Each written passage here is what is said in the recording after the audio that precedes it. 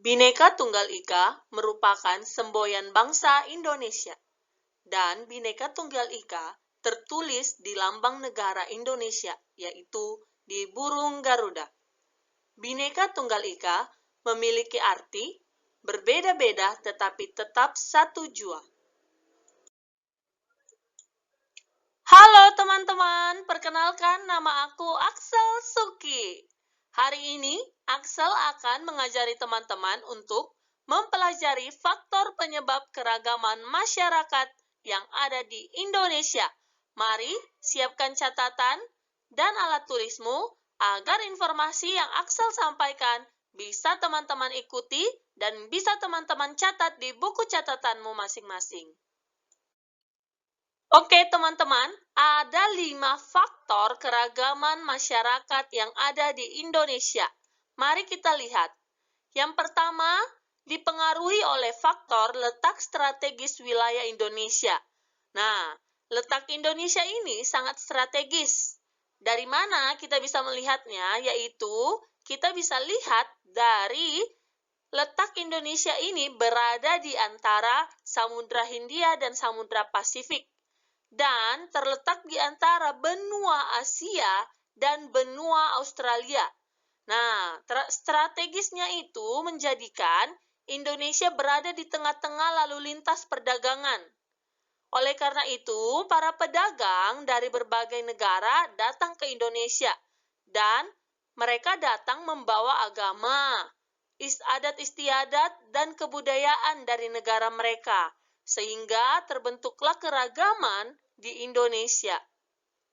Lalu, yang kedua, kita bisa lihat dari kondisi negara kepulauan. Kita tahu ya bahwa Indonesia adalah negara kepulauan yang terdiri dari 13.466 pulau.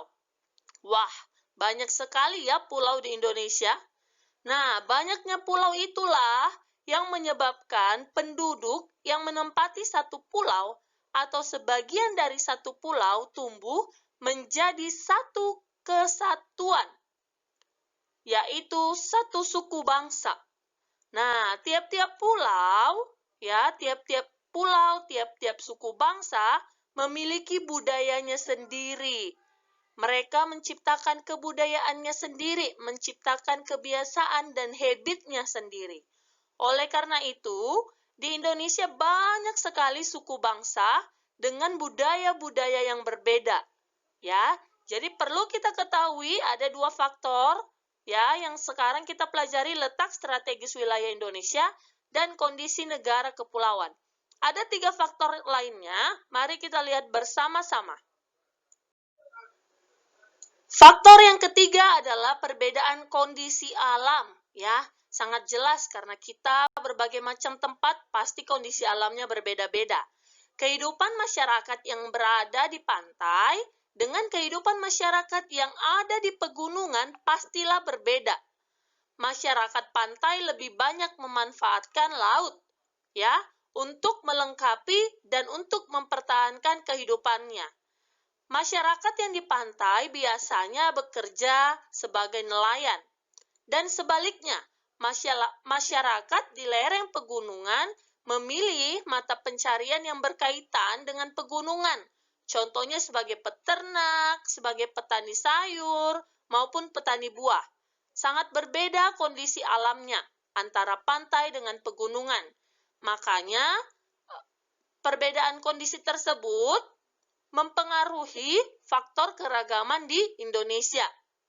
Faktor yang keempat adalah keadaan transportasi dan komunikasi. Nah, ini dia anak-anak. Kemajuan dan keterbatasan sarana transportasi dan komunikasi sangat mempengaruhi perbedaan masyarakat Indonesia. Ya, bisa kita ketahui bahwa di daerah-daerah yang maju, daerah-daerah yang besar, keadaan transportasi dan komunikasinya sudah sangat memadai dibandingkan dengan daerah pedesaan. Nah, kemudahan sarana transportasi dan komunikasi sangat membantu masyarakat untuk saling berhubungan antara masyarakat yang satu dengan masyarakat lainnya.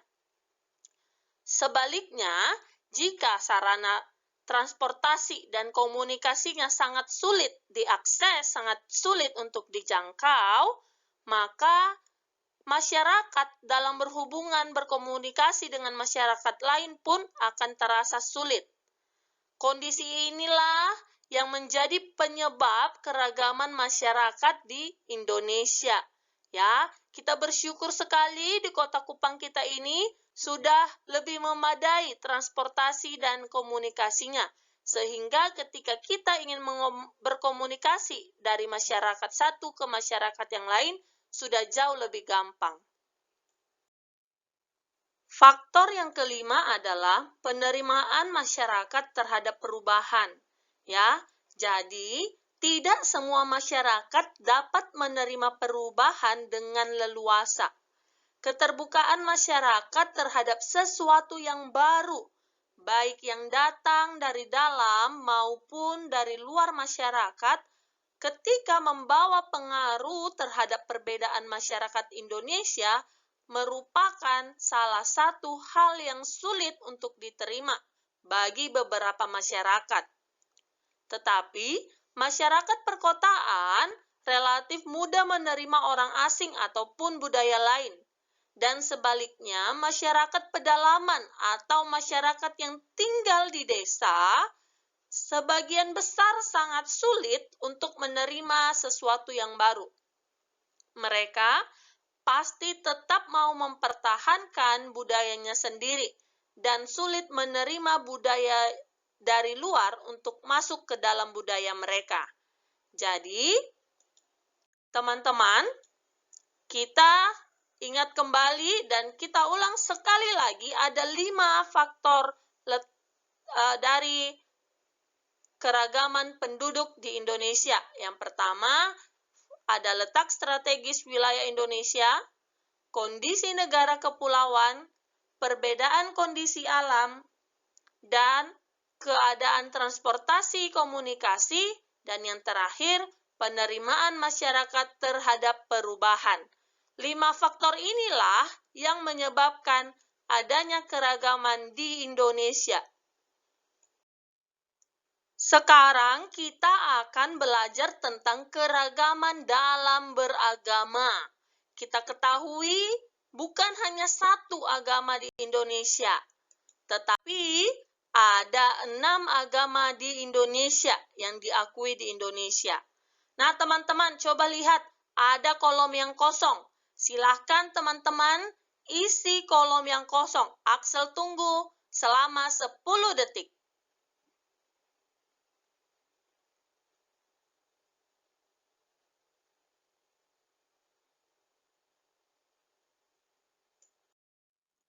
Oke, ini dia jawabannya. Silahkan teman-teman cek punya teman-teman masing-masing.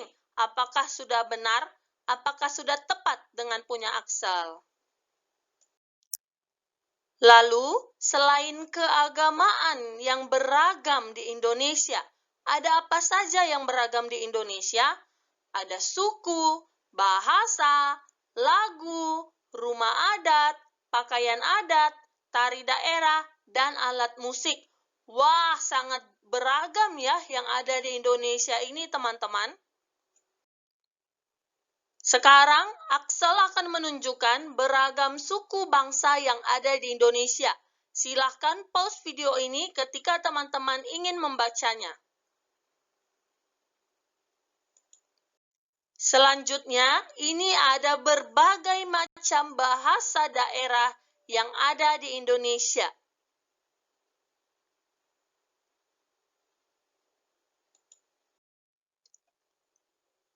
Selanjutnya, ada lagu daerah yang ada di Indonesia. Selanjutnya, ini adalah rumah adat yang ada di Indonesia.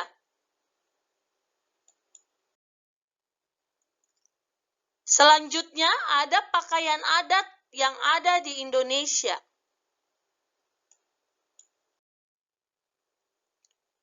Selanjutnya, ada tari daerah yang ada di Indonesia.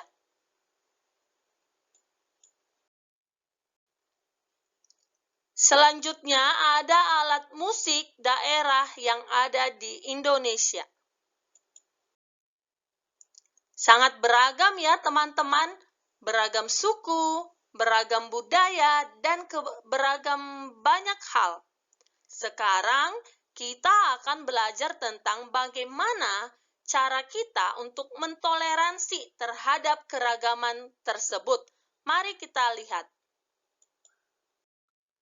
Oke, sekarang kita akan membahas sikap toleransi yang pertama, yaitu toleransi dalam beragama.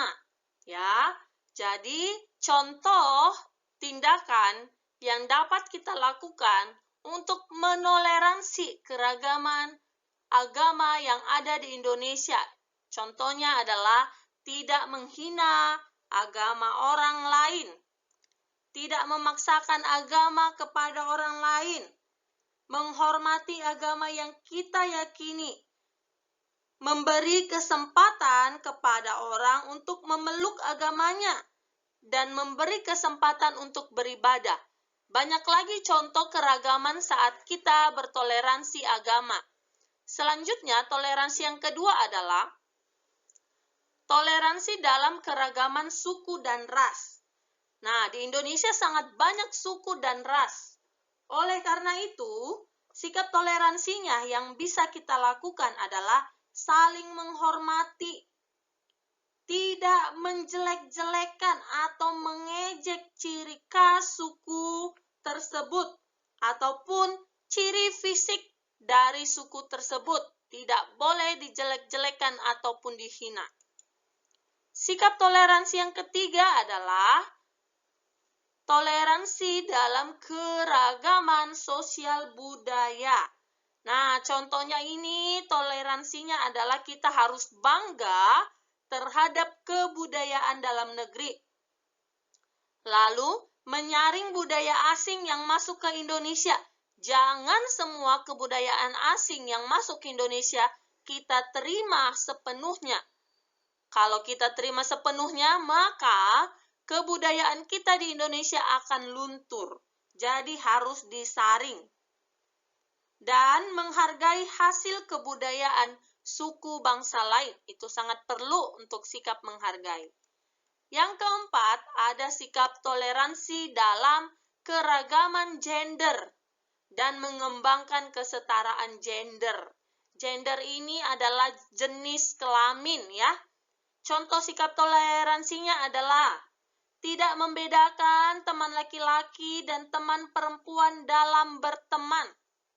Jangan karena dia laki-laki, kamu mau berteman dengan dia. Jadi harus semuanya kita temani, baik laki-laki maupun perempuan. Yang kedua, memberikan hak yang sama antara laki-laki dan perempuan. Tidak boleh dibedakan, karena dia laki-laki maka haknya lebih besar, haknya lebih banyak, tidak boleh. Harus sama. Dan harus saling tolong-menolong tanpa membedakan jenis kelamin. Berikut adalah toleransi keragaman. Oke teman-teman, kita sudah belajar tentang faktor penyebab keragaman, beragam agama di Indonesia, beragam suku, budaya, adat istiadat, dan kita juga sudah belajar bagaimana sikap mentoleransi keragaman. Semoga ilmunya dapat bermanfaat. Silakan teman-teman ulang kembali video ini jika belum jelas. Selamat belajar teman-teman. Tuhan Yesus memberkati kita semua. Shalom.